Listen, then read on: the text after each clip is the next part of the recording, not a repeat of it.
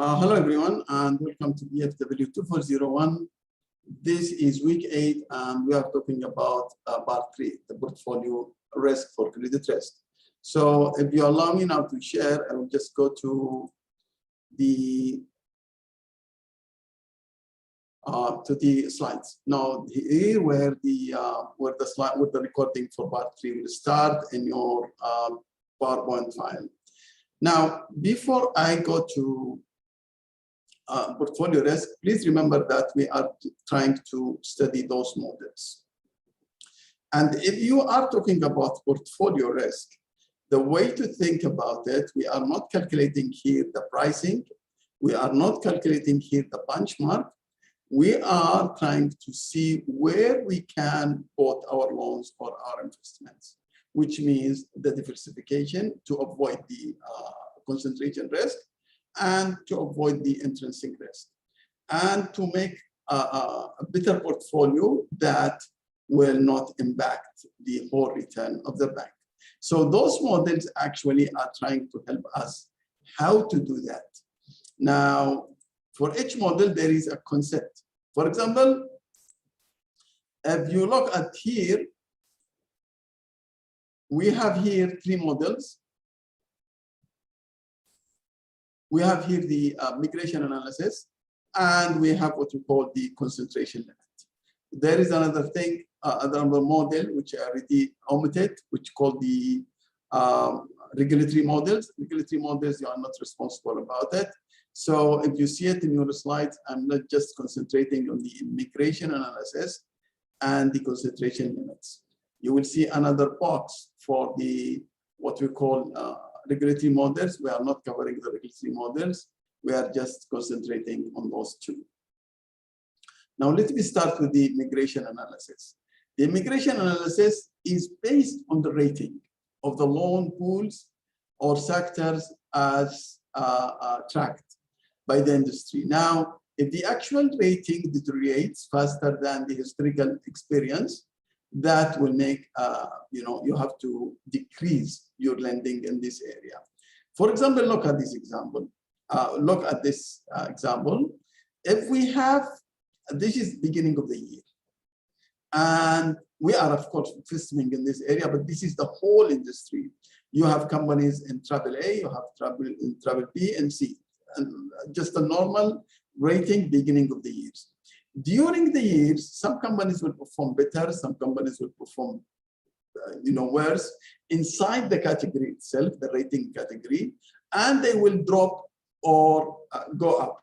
So for example, if I have 100% of AAA companies beginning of the year, when I come and check them during the year, there will be some migration. They will move to other rating. For example, here, only 85% continues to be in AAA, 10% deteriorates, go to B. Now 2 is Triple B, and 3 is Triple C, and 4% go to C, and 1% actually defaulting. So if you add 85 plus 10 plus 4 plus 1, you will find that 100%, which is the 100% I used to have beginning of the year. That scenario applies to B and applies to C. So the question is, so what? It helps us now trying to what happened now in the market historically will help me to actually update my portfolio. So look at this example. If I am actually investing in B, and B, say, the moment of B, for example, for loans that begin, this is in the table I show you, and B, 12% of them move to C, move to A. If this is 100% beginning of the year, only 83% continues here, and 12% goes to A, to AAA, and 3% go to Triple C, and 2% and to the rest, which is 2% defaulted. Now, assuming I'm investing in B, my investment is in this category. When I come to the real companies that I'm holding, I found more than the industry. I found, say, 5% moved to C. Here, only 3% moved to C, which means I am holding the worst in the industry, or maybe below the average, the worst, because my companies, the companies I'm investing in, their bonds, whatever, goes 5%. The whole industry goes 3%, which means in this case, I may consider get rid of this category, which is B, and decide to go to A category. Maybe that will be better, and I will update and stop or limit, restrict the lower quality loans and continue with higher quality loans. This is how it helps us moving from one rating to another rating, and this is actually some type of diversification.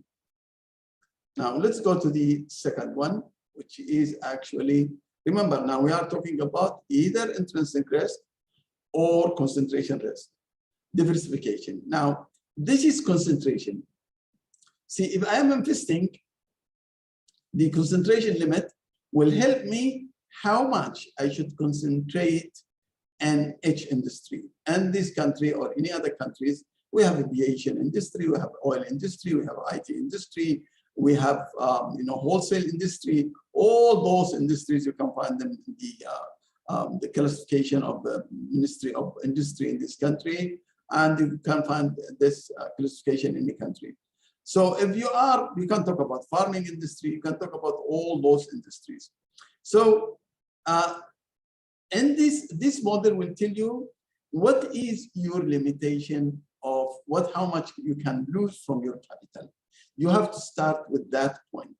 And when you know how much you can lose in your capital, which is the maximum tolerance of losing from your capital if you invest in such industry, you have also to look at the losses in that industry.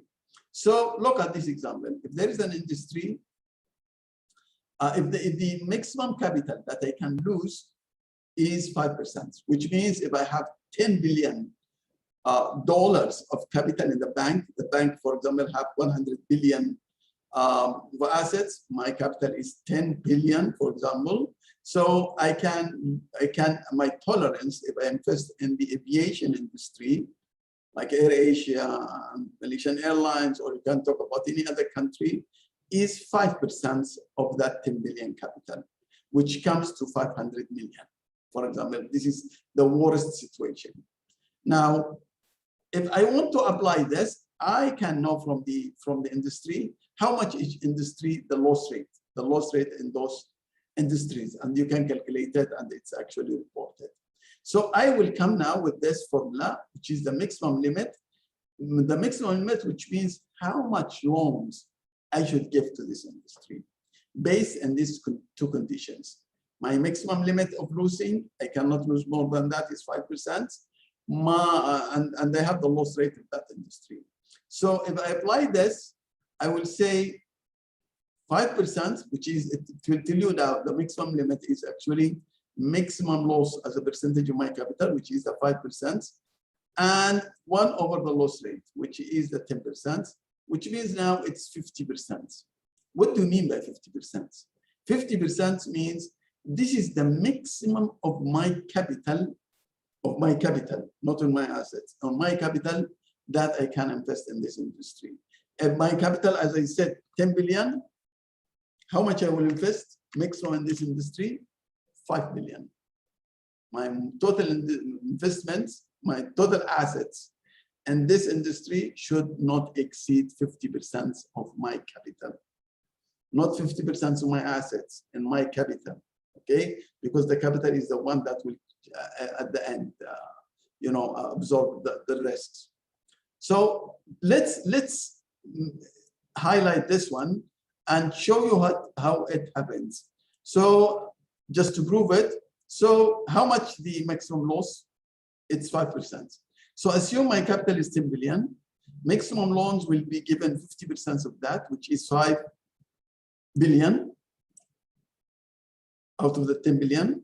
If you can look at the losses, it will be 5 billion times the 10%, which is actually the loss rate in this industry. So this is the 500 million. This is the total losses I can have.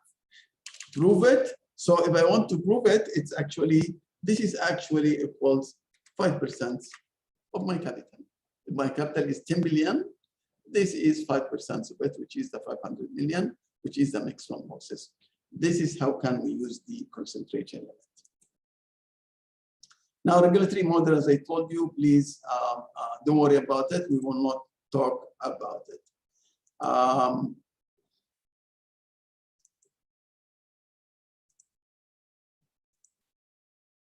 Let me go now to the third one, which is the, this is the MBT, is very important, which is the modern portfolio theory.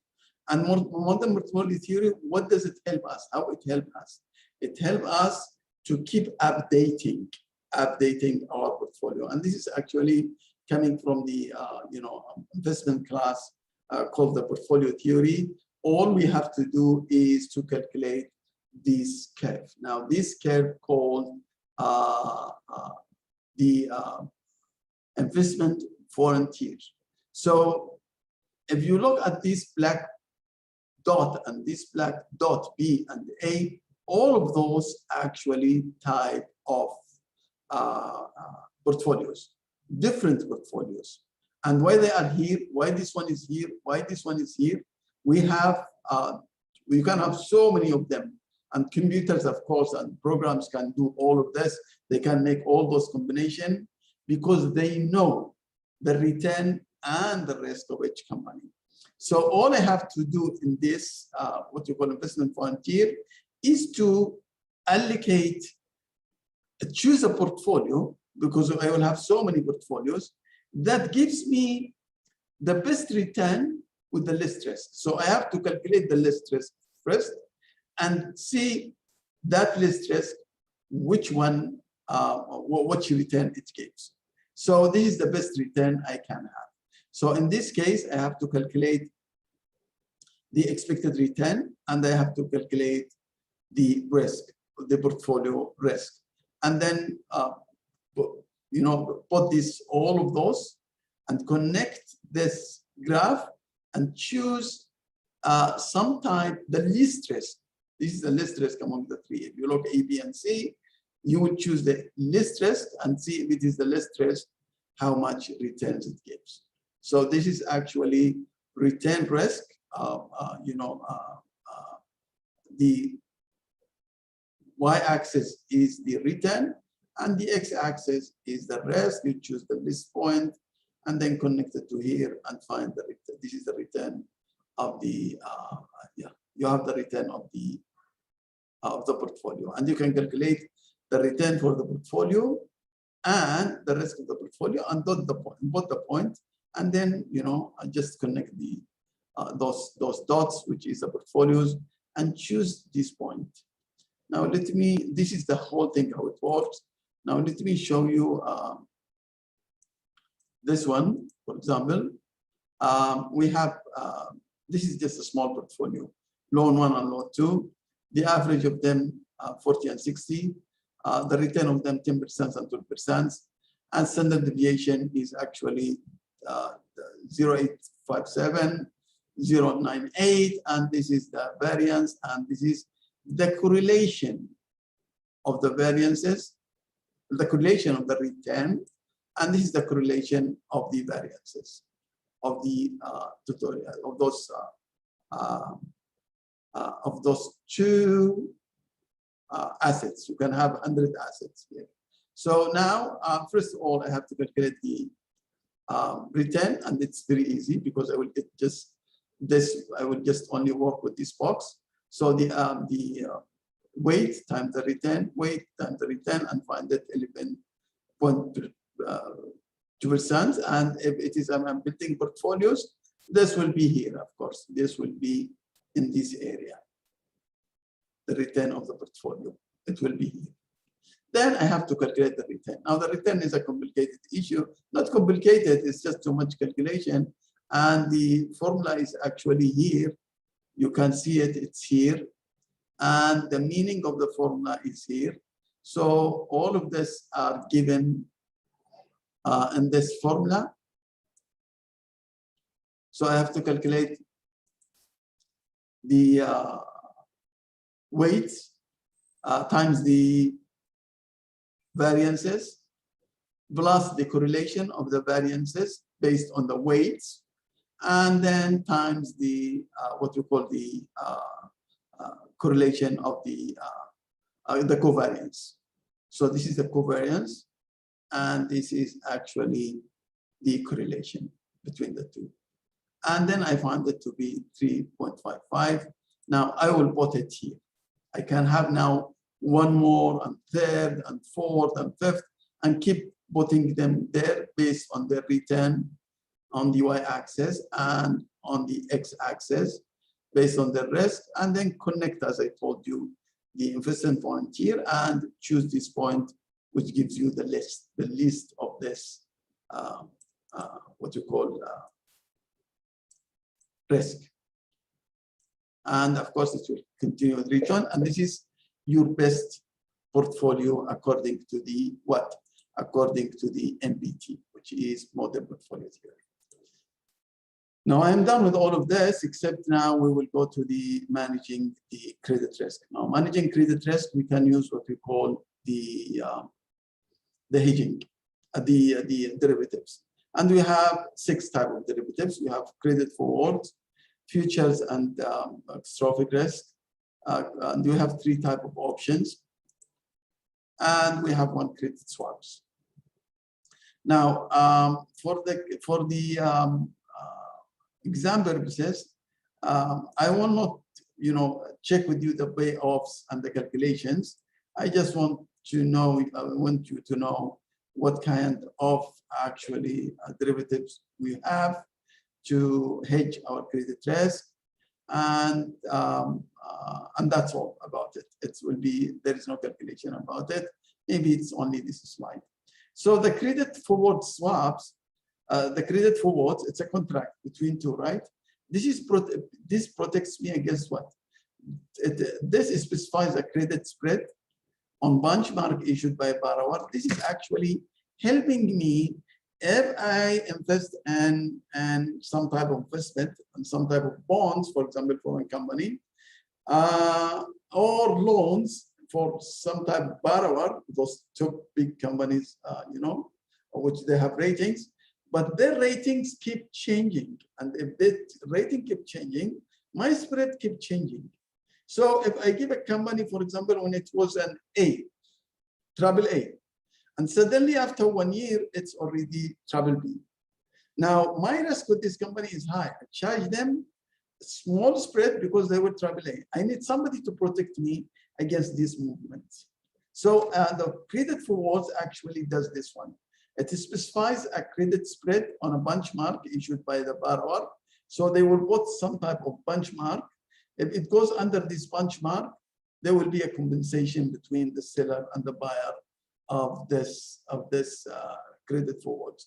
So this is a hedging against decline in credit quality of borrower. I gave a company when it was triple A and everything was okay. Then it goes down. Maybe they are not defaulting. It's just I am taking more risk with them. And so I should have had more defaulting. I knew that they would drop. I should have more spread and more premium. But now somebody will give me this difference if something like this happens and the ratings go down of this company. Number 2 is futures and catastrophic risk. Catastrophic future allows property casualty insurance to hedge extreme losses that occurs after major disasters. And this is happening. For example, you have all those houses. This is happening all the time in the United States, on the East Coast and the West Coast. Especially when we go to this area like Florida and all these areas, you have always those tornadoes. They come and destroy all the houses. Now, those houses is actually under mortgages, which means the borrower now cannot pay. And if they cannot pay, this mortgage actually belongs to the bank because it's the lender. This future and catastrophic risk will compensate this disaster. It's like insurance. Now we have credit spread options, we have digital default options, and we have catastrophic call options. Remember, all those options, when we talk about options, it's some type of derivatives where we exercise only if we choose to. So the credit spread call option will protect me against what? The payoff of it, which means how much I will get out of it.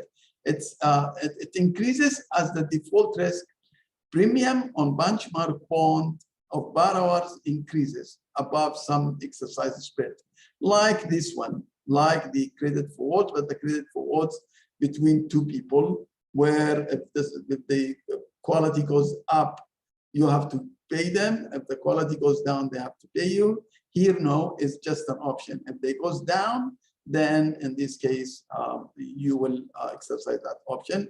Otherwise, you will not exercise it. Now, the digital default option, this is just base state amount in the event of loan defaults. This is an option. If if there is a defaulting, you exercise the option and they will pay you. We have another catastrophic call option like this future catastrophic risk, and this is hedge risk of unexpectedly high losses being incurred by property casualty insurance as a result of catastrophes. So this is actually help the same purpose of this future contract. However, the future contract between two parties, and must be a compensation between the two parties. Here, no, it's only if there is a problem, and then it goes under those, what you call strike or the exercise value of the loan, and there is losses, then you exercise this option, and actually this is related to catastrophic like earthquakes, hurricanes, all those things. Now we have the last one, which is credit swaps. We have two: total return swap. This swap involving an obligation to pay interest at specific fixed rate or floating rate for payments representing the total return on these specific amounts. The pure credit swaps, it's just they take the interest rates away and they leave you with the credit risk, which is the principal value of the loan. So the sensitivity, they take it away. They just talk about the credit risk, which means they will not deal with the changes in the interest rate, but they will deal whether there is a defaulting, actually a defaulting according to the contract between the lender and the borrower. They are not worried about whether the interest rate goes up and down, the sensitivity, but they are worried about like what happens with the CDOs, those type of those swaps. Now, actually, I had, you can look at all of those. I think I have a problem here of this credit forward swaps, credit forward contract, which is, I think, here. Look at this example. This is hedging risk, credit risk with credit spread forward contracts. These are forward contracts. And please understand what is the difference between forward contracts, between options. I think you know it by now. But forward contracts is a contract between two. So in this case, you have a bank issues 5 million loan to a firm with A. It is a credit rating. As I told you, this helps us against what? Against the drop in the rating. Now the modified duration of this one is 4.5 years. At the time of the issue, the credit spread for this customer was 2%. But now later on, the bank believes that the borrower credit rating has been fallen. So to hedge its credit risk, the bank sells 5 million credit spread forward contract. Subsequently, at the end of the forward period, the borrower credit rating actually declined to BBB. Now, what you do, the credit spread between BBB and A is actually 5%. One of them is 3%. The other one is 5%. So the treasury bond is 5%.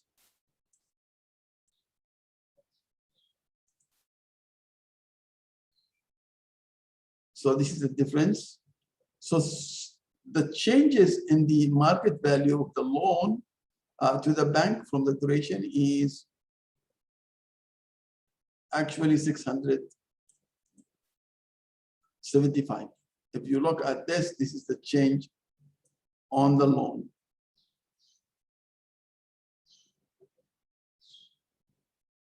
So this is the what we call the duration model.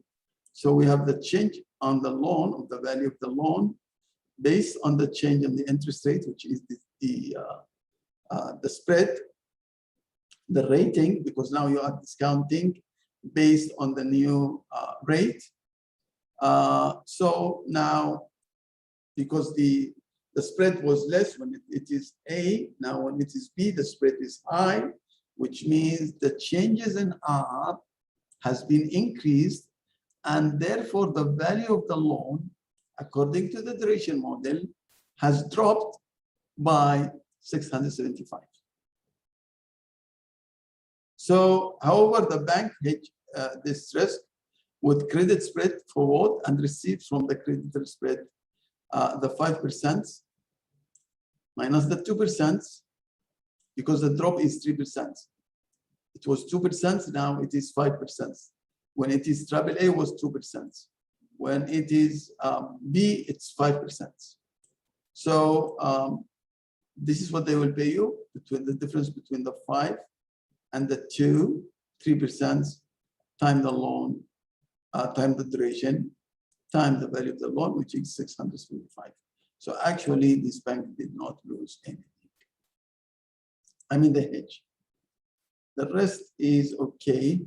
I think please understand that we can also manage credit risk, and this should be known to you, through sales, loan sales and securitization. We can just sell the loan and we get out of credit risk and we collect its money, and that's it. This is one of the we use securitization, but of course we have to be careful when we use securitization and loan sales, because there is this customer relationship. They come to you, they take the loan for you, then suddenly they are requested to pay their installment to another seller, and later on another buyer, and later on another buyer comes. If this customer is yours, maybe that will lose the relationship between you and your customers. And then we have also to look at the moral hazard. We have to be careful not to issue bad loans and then sell them. That is a moral hazard issue. This is the summary, and I am actually done. Thank you very much. I hope this didn't take a long time, and I will just stop it here, and I will see you in class. Bye-bye.